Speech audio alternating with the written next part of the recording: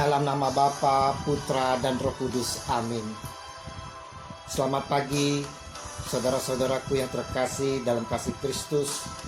Berjumpa lagi dengan saya Sutrisno Taslim pada perenungan hari ini tanggal 12 Mei 2020. Perenungan pagi hari ini kita ambil dari Injil Yohanes 14 ayat 27 sampai dengan 31a.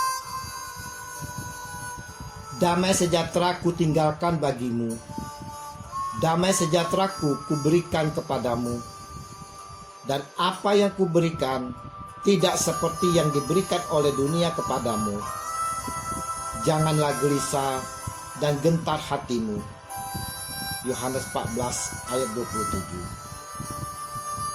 Saudara-saudaraku yang terkasih dalam kasih Kristus, sebelum Yesus meninggalkan dunia ini, Dia menyampaikan kepada para murid dan kita semua, damai sejahtera ku tinggalkan bagimu, damai sejahtera ku berikan kepadamu. Sebagai pengikut Kristus, tentunya kita bersyukur atas anugerah yang diberikan Yesus kepada kita ini.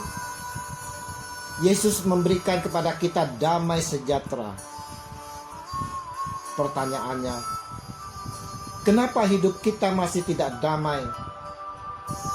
Kenapa kita selalu mengalami perselisihan? Kenapa kita hidup penuh kegelisahan, ketakutan, terutama di masa pandemi virus corona ini?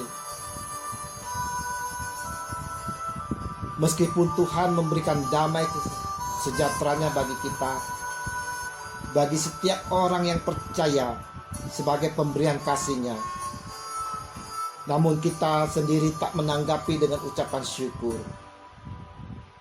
Damai yang kita terima sirna karena keegoisan, kesombongan, dan keserakahan kita. Tak ada kasih dalam kehidupan kita, sehingga damai itu tak dapat kita alami. Dan ini adalah sia-sia bagi diri kita yang mengakui diri kita bahwa kita mengasihi Allah. Jika kita mengasihi Allah, mengasihi Yesus, maka kita pun harus mengasihi sesama kita manusia dengan tanpa membeda-bedakan. Saudara-saudaraku yang terkasih dalam kasih Kristus, untuk memiliki damai Kristus, kita harus menyerahkan hidup kita sepenuhnya kepada Dia, Tuhan kita Yesus Kristus. Kita tak dapat berpegang pada jalan dan rencana kita sendiri, karena kita akan mengalami kekacauan hidup. Kita tak akan mengalami kedamaian itu. Kita cenderung mengikuti dunia. Kita menikmati kedamaian dunia yang diberikan kepada kita. Tapi kedamaian yang diberikan dunia tidaklah sama seperti damai yang diberikan Tuhan Yesus itu sendiri. Masalahnya, bagaimana kita dapat menerima damai sejahtera Tuhan Yesus itu? Saudara-saudaraku yang terkasih, jika kita mau mengalami damai sejahtera dari Tuhan Yesus, kita harus tinggal di dalam Dia, dan Dia, Yesus Tuhan, tinggal di dalam kita. Kita harus sebagai cerminan Tuhan Yesus. Kita harus mampu melakukan apa yang telah dilakukan Yesus Tuhan, dengan berbuat dalam kebenaran, berbuat baik, saling mengasihi, berempati kepada mereka yang mengalami kesulitan, mau melepaskan keegoan, kesombongan, dan keserakahan kita, dan juga kita mau hidup penuh rendah hati, menyerahkan seluruh kehidupan kita di dalam tangan-Nya. Karena Tuhan memegang kendali atas segala sesuatu di dalam hidup kita. Tanpa kepastian ini, dunia adalah tempat yang menakutkan.